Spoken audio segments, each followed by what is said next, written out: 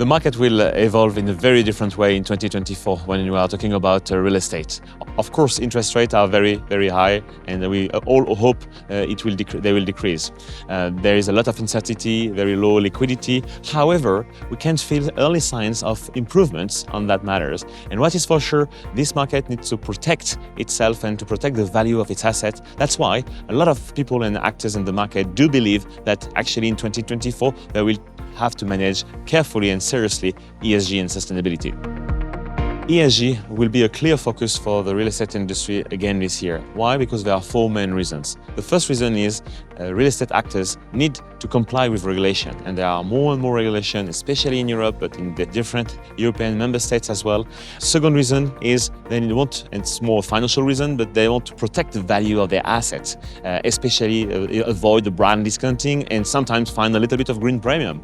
And the third reason is also financial. It's about access to capital. You can't find a bank or lender today offering you a loan without some serious criteria about ESG, about decarbonization. So if you want to avoid malice and to get some bonus or even to get access to a loan, you need to show credentials. You need to show that you will invest seriously into decarbonization. And the last but not the least, it's the most important, is asset attractiveness. Real estate actors, they want to attract their tenants, and their tenants, they want to attract and retain their employees. And to do so, you not only need a nice location, a lot of services, but also environmental friendly building.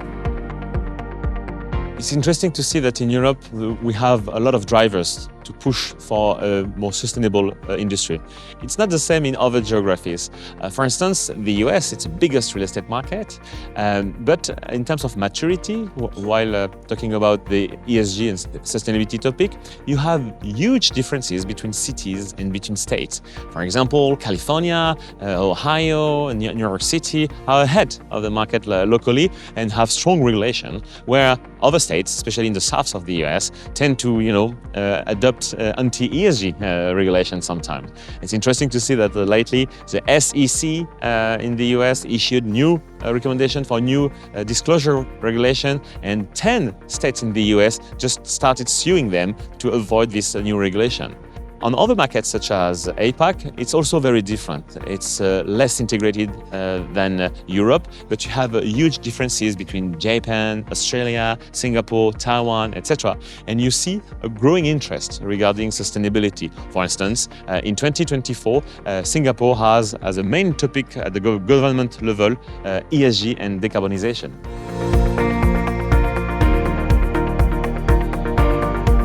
With today's real estate crisis, we can see that some asset classes are getting better and others are not.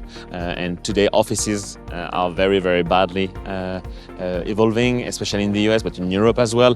So we don't see any additional investment in this segment for a while. And it's a paradox, but at some point they need this capex in order to improve the asset and protect the value of this asset class.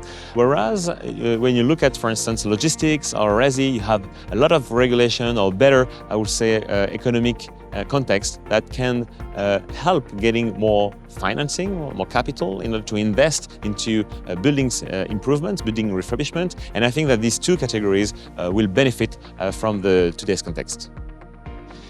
When you look at what it is necessary to do to implement in terms of decarbonization, there are 4 steps the market needs to move forward to.